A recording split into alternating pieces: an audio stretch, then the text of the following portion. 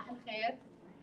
Welcome. Thank you for coming today, taking time out of your busy day to be here with us today. Today we're going to start off the importance of reading. Attention قراءة مهمة. My name is Haifa Mouslemany. I'm the Dean of Student Services and the Library Aide. You know me, you see me all the time. The importance of reading.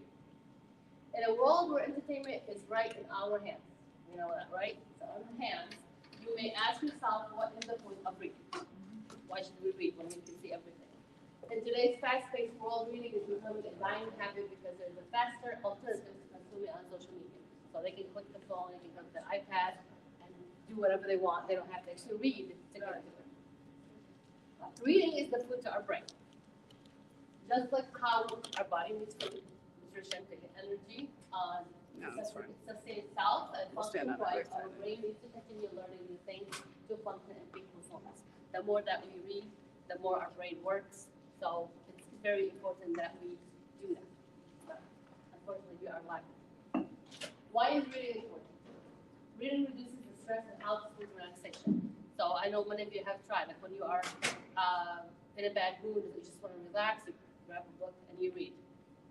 It reduces the stress that you're in, it just calms your body down. Improves both concentration and memory, vocabulary expansion, and strengthens brain ability. The more that you read, the more vocabulary that you are learning. Enhances knowledge, increases imagination and creativity. So if I read a book about France, I'm going to imagine myself I'm in France. So that's my imagination is going to places. Through his 60 children's books, Dr. Seuss shows the world that reading matters for kids to be happy and successful. This is what I was talking about. The more that you read, the more things you will know. The more that you will learn, the more places you will go. So the more that you read, the more places you will visit. Because whatever the book is about, whatever the title or article that you're reading is going to take you to that place. In your imagination, you are going to that place. And that helps, relaxes your body, influences your brain. Research shows that if students read for 1 minute a day, they learn 8,000 words. Just 1 minute, 8,000 words a year. 5 minutes, 282,000 words a year. And if you read for 20 minutes, this is what we recommend for everybody to read 20 minutes a day, 1.8 million words a year. Can you imagine? 1.8 million words a year. 20 minutes. 20 minutes a day. So March 2nd is Read Across America Day, and also happens to be Dr. Seuss's birthday. So to celebrate him, March has been declared as March Reading Month. That's why we do all the reading activities in March. Every year we plan many activities for our students and to encourage them to read every day. We try our best to make it so interesting for the kids. It is dying a little bit. I mean, back in the days, I remember the hallways would be like cheering and everybody's happy. We have characters that come and read. Now it's not as effective, sad to say, but we're trying to bring it back. Our theme for this year was the Olympics, because Coldren Olympics are coming up. So this is our theme for the reading month. So the first year, I don't know if you guys want to see that we're posting on Parents for every day. Yeah. So there's a story every day that we posted for you guys to read the schedule. They can listen to it. That was the first week. Our second week, which is this week that we're in, is our mystery reader. So we chose 5 different teachers, and they recorded themselves reading a story, and we put it on the PA, or we sent it to the teachers, they listen to it, and they have to guess who that person is. So the class with the most correct answers, we have an assembly on April 10th for Reading Month, and I give prizes. I love giving prizes. So every class will get so many things. I'm going to do that. I know. So there is the ones that the kids guys a challenge. For elementary, there's one challenge. For K second, and then for third, fifth, there's another challenge. They have to read every day. They have to write down at least and the 10 parents have to sign on it. Yes. And they look forward. Trust me, they look forward.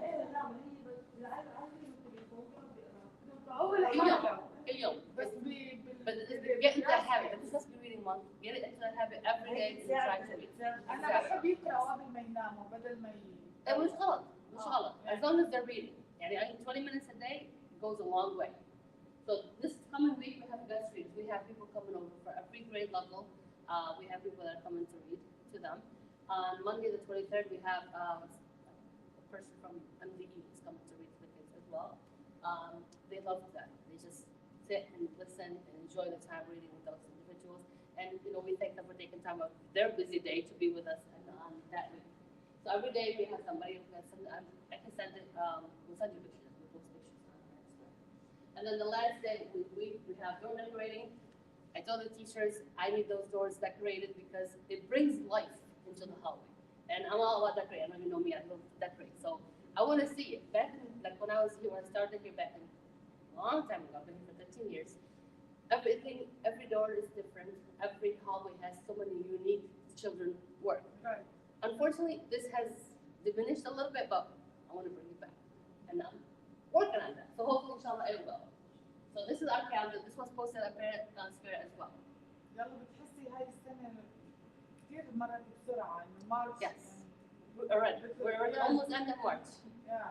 So these are the dates that I want you to remember. This is the guest reader. This is next week. March 27th is our reading and dress up day. So it's a Friday, the last day before break. They come to school. They can come in their PJs. They can dress up in a character, anything they want. They have an hour in class. They sit and read. They can eat their snacks. Ramadan will be over, and they can read for a whole entire hour. So kids look forward to that. April 6th is a due date for mid-level content. That's what I was talking about. So K2 will do 310 minutes. They have to read a total of 310 minutes. We started on March 1st, and we will continue till March 6th. They have all this time to read, record what they read. And the kids that have that much or more, there'll be different prizes, of course. I have some prizes. 3rd through 5th, 620. We made it a little harder, and they're older, even though it should be more than that, but we just want to at least reach that level. If we can reach that level, I'm happy. We're happy. April 10th is our pep rally, so we'll have some games in the gym. It's only for kids, so friends are not coming. We have games, and then this is when I give all the prizes and announce all the winners for that, for the reading. Is this all for the 50 grade only, or For K through 5th. Yeah. We did. They are more welcome, but from prior years, Yeah. they don't care. Unfortunately, they don't care. Yes. You try so hard. Does have an activity from the sponsor where they do need to read a certain amount every day. I don't remember exactly what that number is off the top of my head. And they do activities with that reading every Friday. So that is part of it. So it's not so much for doing prizes, but it's part of their And I don't class. mind. And part of their grade. So. Yeah, but that's part of their class. And I don't mind reaching out and getting, like I said, I can get prizes for, if they are doing the work, I would like to award them because I want them to be, an example to others. So maybe someone will follow the same footsteps as they are. So, being role model, you are going to be the role model, of course. I know we're all busy, we don't have time, but if you can, 20 minutes of a day, if you don't want to sit with them, at least be there when they're reading or just to make them be more interested. So your child's probably a reading role model, some things to make put in mind. So if you read, they're gonna look, oh, Mama, read something. If you have conversations with them, what did you do today? Oh, let's read this book together. Let's talk about it. What happened? What do you think is going to happen? Just have their brain think. It's just better for them. If they see you reading, you talk about your child reading, and what did they read in school? And okay, you guys were a story today's class. What was it about? Tell me about it. What did you learn from that story? So that encourages them to talk. And the more that they're talking, the more vocabulary that they are learning. So the local library is a great source. I know I have a library here. They can come to the library. They come once a week. They check out a book, but most of them keep it in school. Some of them take it home, but they can read it. Whenever they're from classwork, they can read that book. And we read the book every single week. Public library is a great part. There was one, I think, what's it called, here on Kennedy, right? Owned by Star. They can go there and check out books from that library as well. And these are online websites that we have examples. You can go on there. I don't know if that's new. That's Starfall. I remember that was like from May 1st. I remember where I first started. It's been there and still there. We have our Fun Brain, Raskets. We have Raskets. So these are things they have to do activities in school for that as well. So they might as well read and get points for it too. Any questions? Happy reading. Bedtime is a great time to read. Because kids want to just go to sleep, put them to sleep. I used to do that going to do that anymore. But it was a fun time to look forward to. And just make an activity during the day, fun on the weekend. I know that we're all busy. I know we don't have it. Oh, I want to do it. 10 minutes will go a long way if you can.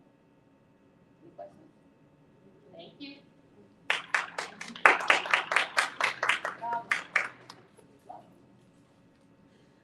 Okay, good morning. Good morning. Good to see all of you today. I know we met before. We did go over our stuff, but today we're going to go ahead and review the plan for elementary. We'll see what our kids do.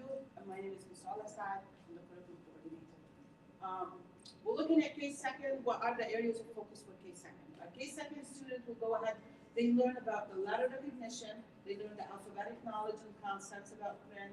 Students need instruction and practice. They do recognize letter, what's in an upper and lowercase form, connecting letters to the primary sound and making the connection between language and print. So this is basically what we teach K-2. It's more about that phonemic awareness. Students need instruction and how to recognize those sounds in order for them to make up words, especially in K-2. They're still learning in kindergarten. They learn the sound up until they match all of those sounds together to form a word. Students need that systemic instruction on sound, spelling, correspondence, and patterns, both in isolation and context of the quotable text. And then our teachers will, and our interventionists and all of the support that they have, teach the kids, read those decodable books, teach them the sounds in order for them to go ahead and be ready to read. Our third through fifth is a little bit different. They know the sounds, they know the letters, they know how to make up a word. Now we focus more on vocab and knowledge. Students need instruction and exposure to text that allow them to develop the vocabulary. Now is the time they need to understand comprehension, they need to build their vocabulary, to build their vocabs. And students comprehend what they read when they can read fluently, decode the text, and understand. The students know how to read, it will be a lot better than they understand. They will be able to go ahead and do a full analysis of the text, and that's going to help them form and help them in the writing. When these are both in place, students need instruction and practice need to analyze, to evaluate the text using the key ideas and details, craft instruction, and the integration of knowledge and ideas.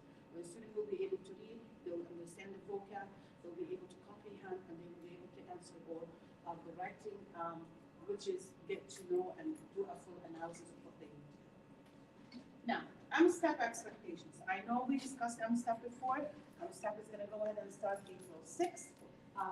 Which is directly the day after the spring break. This is what we're going to go on. We're not testing the first day. We'll share the schedule with you later. It does spread into about 4 or 5 weeks. What are we doing right now? We are focusing on those expectations. We did go ahead and take a look at the challenges that we have in M-STEP, and we taught the students what to do. We do have a packet. Now we're focusing on, we're working on the skills, which is directly aligned with those M-STEP expectations, which is deep comprehension of the grade level text with structured close reading. We do have a close and critical reading books in 3rd through 5th. This is what the students are working on now. In addition to the M-STEP books that they're working on, in addition to the packet that we gave them, all of this will make them ready to take the test. Identify the key details, central ideas, character trait, and theme. We teach them how to cite specific and relevant text evidence, how to explain the evidence, support their analysis, writing in clear paragraphs with logical organization, using academic vocab drawn from the text, and demonstrating strong convention, which is grammar, punctuation, and capitalization. This is what we've been doing, working on from the beginning of the school year. However, we focus a lot now because the students need to be ready, but this is what they're going to see when they do the M-STEP. We do the ICT structure, which is introduce, cite, explain, and tie back. It should continue to be used because this is something that we do as a framework for our paragraph development. IC does not need to be taught as a separate isolated element. This is something that we work on. Our students know from the beginning of the school year, working on those packets, we expose our students to learn all of those genres and to implement the IC structure.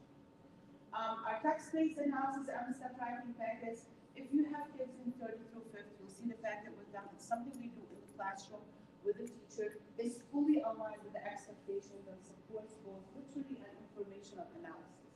Teachers use this packet to guide students through reading, comprehension, evidence collection, structured planning, and written response development. And the we're doing this to online, so when they take the actual step test, they know what's going on. They know how it looks like. They know what they're asking them to do. Students were also exposed to the acting channels to ensure their readiness for the standardized test. Test is going to happen after the spring break. The students will need them to come to the testing, and it's going to take them 2 to 3 hours for reading, and then 2 hours for math. They do test grades third and fourth, they test ELA and math. Fifth, they test in all domains. So if you have a fifth grader, they're going to test for 4 tests. They're going to do ELA, math, social studies, and science. Sixth grade and seventh grade, they do ELA and math. Eighth grade, they do science and social studies. 11th grade, they do science and social studies. So this is basically how it is. Those are all of the expectation. And you guys have any questions for me? Any questions about testing? Any questions about the packet? Any questions about what's going on in the elementary?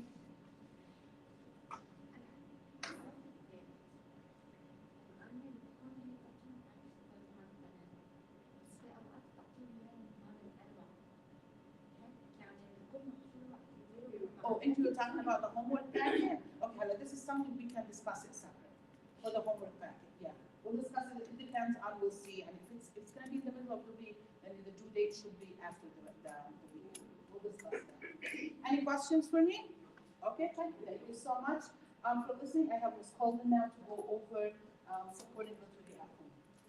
All right, so hello, I am the instructional coach for our secondary, middle school, and high school students. So a lot of what Ms. Saad just said about the literacy plan in elementary is the same for high school and for middle school. We are just pushing the skills to their next level, expanding the writing to essays as opposed to paragraphs and sentences in the lower levels. Still doing close reading and teaching those skills, the iced tea paragraphs, the iced tea essays, using reading text analysis where we are reading and then writing about what we're reading.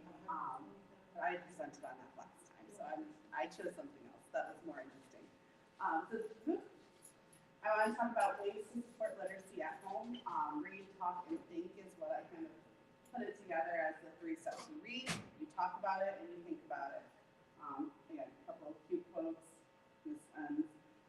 As she said, Dr. Seuss, the more you read, the more you'll know. The more you learn, the more places you'll go.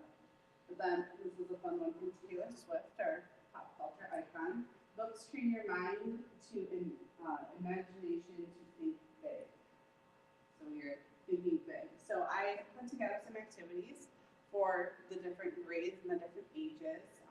And I have a printout that you can take home with you. And I want to be very clear, it doesn't matter if you are reading and talking in English, Arabic, another language at home. It is still building their vocabulary, building their brains, building their ability to think critically, and expanding their imagination. All of these activities that I chose can be done in either language or any language. So reading together every day, that 10 to 20 minutes reading aloud. Have them read to you, you read to them. Again, pre-K kids can't really read, but they can tell you what they see in the pictures and create a story. It may not be the story in the words, but they can create a story and tell you about it. And as you read, ask questions. What do you think will happen next? Why did the character do that? What was your favorite part of the book? You can Google a million more questions. I just chose 3 for now. And then after reading, have them retell the story with some toys, stuffed animals, toys, have them tell the beginning, the middle, and the end of the story. Get them involved, talking about it, thinking about what they read, not just, oh, I listened to a story, blah, blah, blah. Oh, I don't know what I read. Comprehension is the goal with those. Word detective, pick a word of the day. Say in the morning before school, we choose a word of the day. Maybe it's a vocab word or a spelling word they're working on at school. Maybe it's just any word that, like, hey, they should know this word. Challenge them to spot the word in books, signs, labels, and conversations. Ask them at the end of the day, okay, your word of the day was, where did you hear it? Did you hear it at all? Did you read it? Label the house. This is especially good for those little ones. Labels like door, table, chair.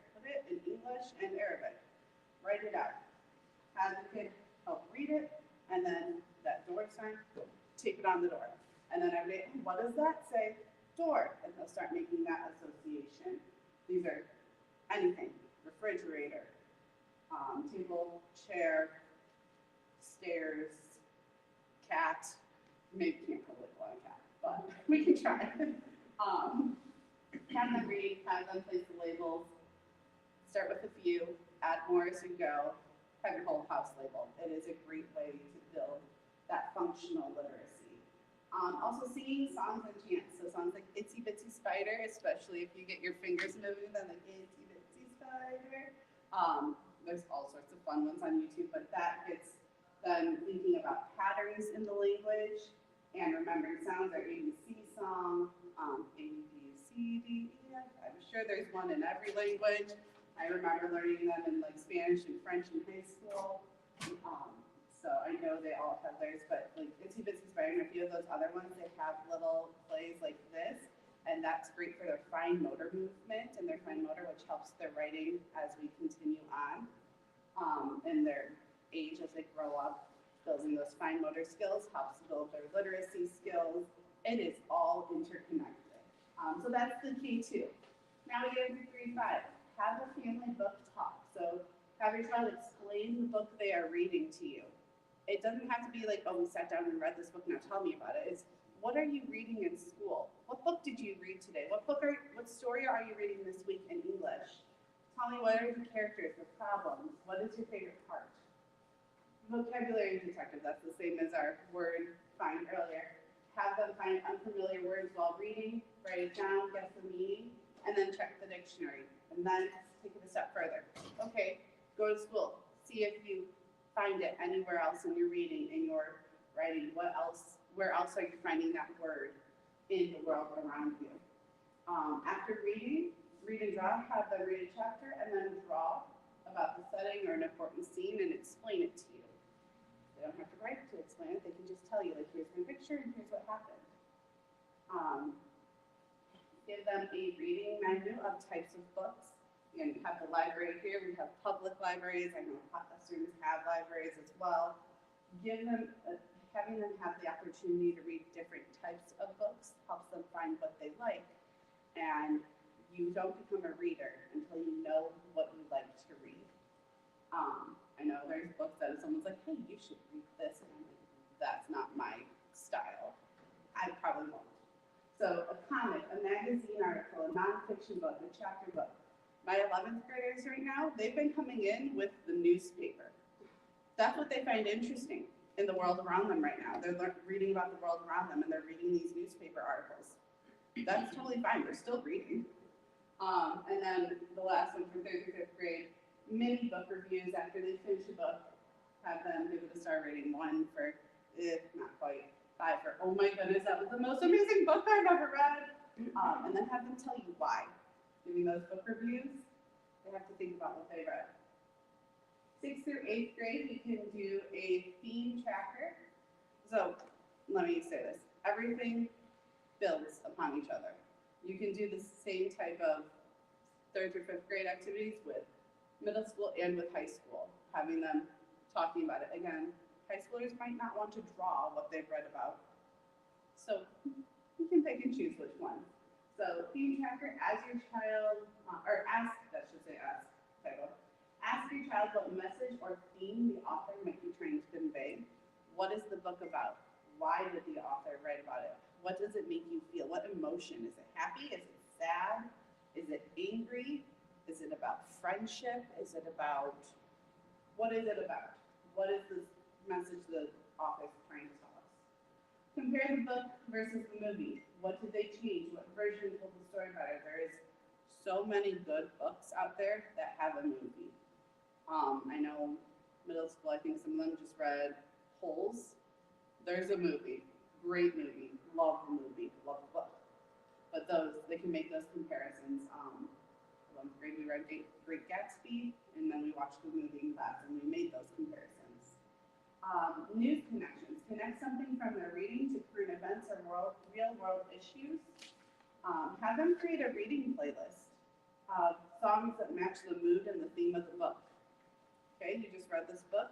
How does it make you feel? Coming back to that theme. Okay, choose some songs that kind of help tell that story as you go. Okay. Family discussion questions, so you can ask some deeper questions like what motivates the main character? Why are they doing the thing they are doing? How would you handle that conflict differently? Why did the author write this? What's the author's purpose in writing it? What are they trying to teach us? What are they trying to show us? Is it just to entertain us and be fun, or is there some deeper meaning? And then an author study, you can have them look up the author and talk about where they are from and why they might have written the book, giving that context to what we're reading. This right here is something I do with the AP Lit students.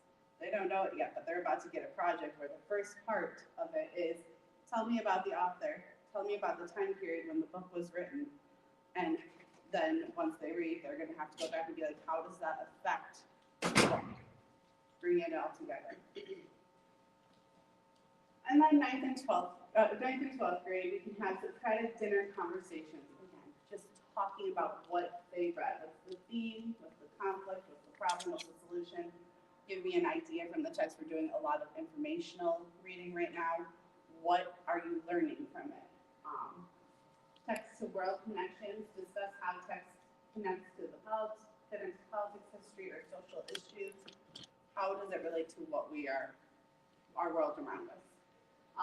Rhetoric study, identify persuasive techniques in speeches, essays, or articles. So is the author trying to use some sort of logic or making an argument saying, well, here's these facts, so this also must be true? Are they trying to make you feel some sort of emotion? We can see all of that even in informational writing. We can also have a media literacy challenge where we analyze an article or social media post together. Is it reliable? What bias might exist? So does the author feel a certain way about what they're posting? And is that changing how they are sharing information? Are they only sharing one side of information? And then teach the text. Ask the team to teach you something they learned from their reading. What reading did you do in class today? Okay, tell me about it. What did you learn? Teach me about it. So again, these can build on each other. I may not do ABCs with 12th graders, but you see the connection between reading and talking about it. And that helps us learn more and make those connections. So, just repeating on at this point. But the most powerful literacy support is simply talking to your children about reading. Read with them and talk with them. Those younger ones, it's so important to sit and read with them and support that reading. The older ones, they're more capable of reading on their own, but then you can talk to them about what are you reading, tell me about the stories you're reading. And then conversations strengthen your comprehension, your vocabulary, and the critical thinking at every single age. Talk about it, ask questions. If you don't know what questions to ask Google what questions you should ask. That is my go-to, is like, okay, I need some good text questions. I have a document of list that I use nowadays, but that's how I created it, was let me create a list together. So that is all I have about that. Is there any questions? Yeah. Yes.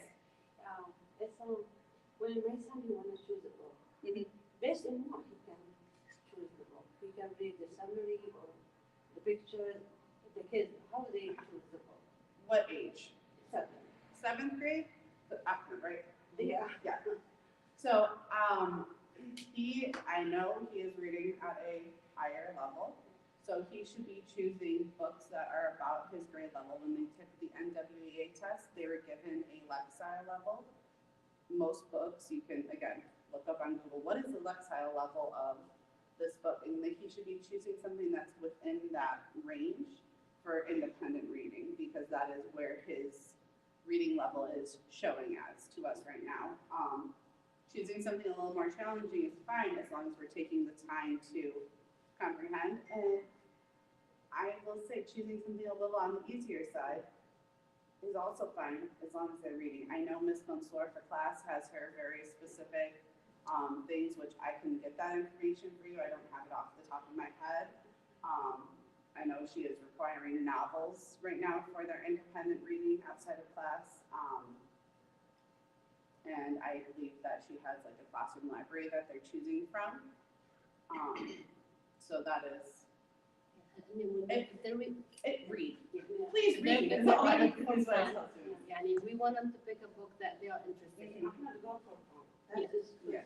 There's nothing wrong with that, There's but there's nothing wrong with that because he's still learning vocabulary.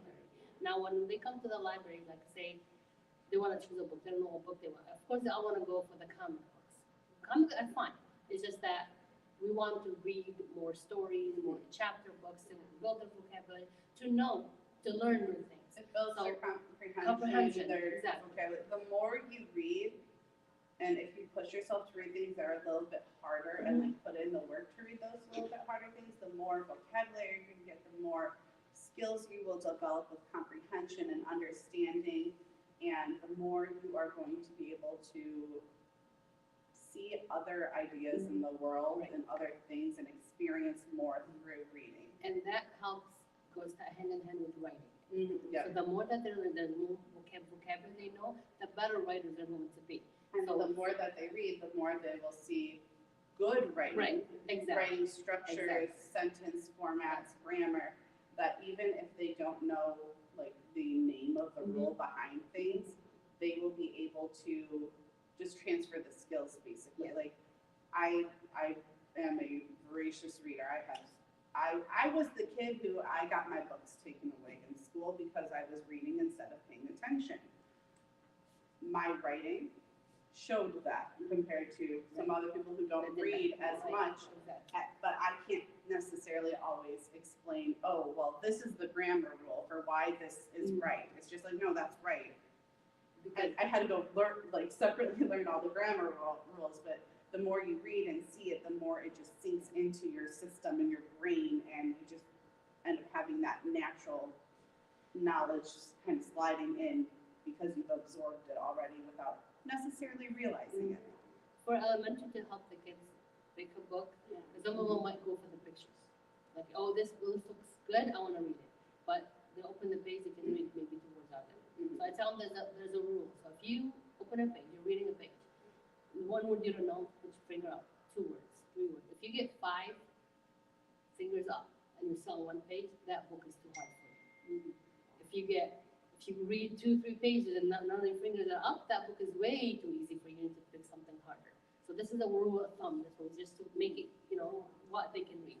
Now comprehending might be a little different, but if they can read the word, eventually they're going to start to comprehend what's going on once they read more in the book.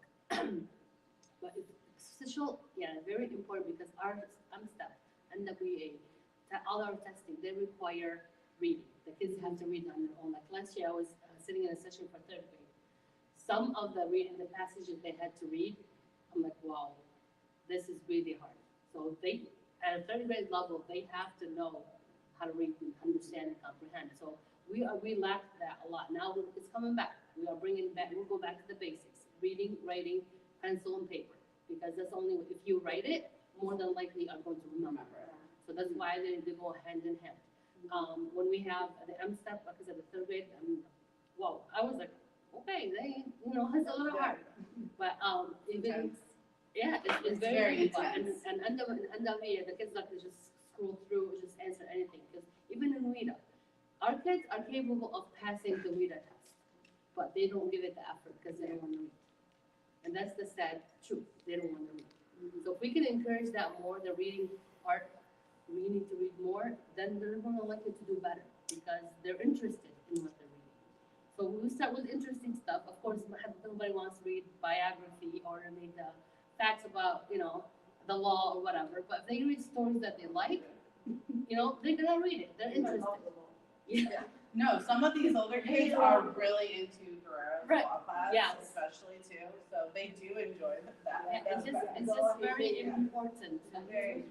And so that's good. She said the 5-figure rule for elementary, but when you start getting into really like upper elementary, middle school, and high school, the suggestion that I give is read 10 pages or read the first chapter. did you, one, get hooked? Did you find it interesting? Did you decide that, was it too hard for you to understand? Was it like, and you need to choose something easier? But, so instead of one page, for the five high fingers, yeah. aim for 10 pages or the first chapter to see. And if you can like rewrite or summarize what you Yeah, read in those 10 pages, then Then it's a you're good fit. probably in the It's a right, good fit, yeah. yeah. But if you're in you the were right just like, I don't know what I just read, then no, we need to go back and then, Try or it. maybe reread, focus more when we're reading. It might be the right book, it's just they're not focusing. Yeah. So they have to read and focus on what they're reading to comprehend as well. Yeah, no problem. I did print for anyone, anyone who would like. Also remind me If of our book in fair. English the Arabic was turning out weird, so Google Translate, you can take a picture and translate it, but I did print out those activities that you can do with the kiddos, little descriptions for you, so that you have them. And that is, I am done. You had one more announcement. Yes, we have our book fair, actually, our book fair started on Tuesday. I know I'm sure the kids have, I've been posting a parent square as well, but it's open until Tuesday. So if they want to buy, which they don't buy books, but they should buy books. Just to show them. Yes, and especially in the spring one, they bring so many of those concomitants. So many things, and their prices are not cheap, and they can buy a book for a cheaper price on those pens and erasers and things like that. And they just don't come, but I will encourage them to come.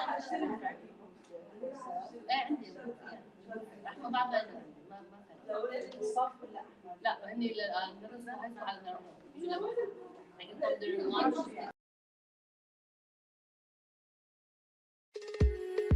HES Academies have been serving the Detroit metro area for over 23 years, promoting academic excellence, leadership, and cultural diversity, ranking as some of the top schools in the state of Michigan. Our pre-K through 12th grade students enjoy tuition-free, state-accredited education by STEM-certified and highly qualified staff with no geographical restrictions, and with advanced placement, college dual enrollment, scholarship, and Arabic language programs. Noor International Academy in Sterling Heights at niapsa.org, Star International Academy in Dearborn Heights and in Canton at starpsa.org, Universal Academy in Detroit at universalpsa.org, and Universal Learning Academy in Westland at ulapsa.org. Join HES Academies today and enjoy a free Chromebook for every enrolled student.